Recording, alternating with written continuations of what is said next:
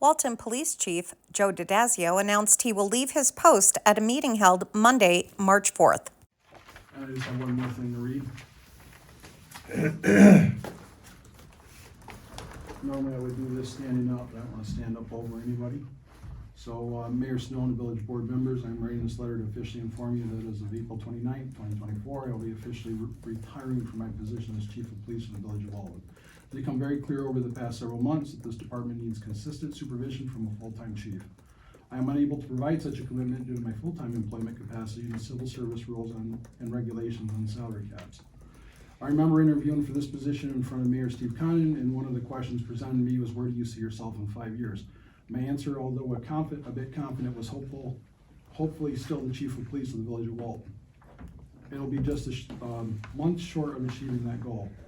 The past 5 years have been challenging, to say the least. I know there are times I have come home not in the best of moods, and I would like to thank my family and my wife Pam for being as understanding as they have been. The village of Walton is a very unique and challenging jurisdiction with calls comparable to some of the bigger cities in any of the touching counties. Most of the officers that I have worked with and supervised over have accepted these challenges that have been bestowed upon them and have done a fantastic job navigating those duties. I have served the village of Walton as a police officer for the past 20 years and lived in the village of Walton since 1972.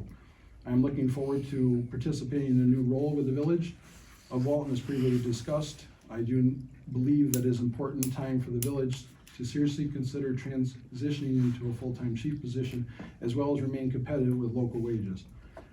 It will be challenging to retain police officers when the bigger cities and departments are able to offer significantly more money, but to lose officers for a couple of dollars an hour is deplorable.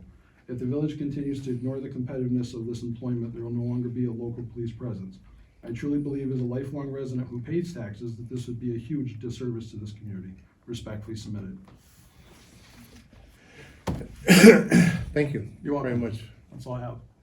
for your service, for your time. Okay. All right, thank you. To subscribe or advertise, call 607-464-4009.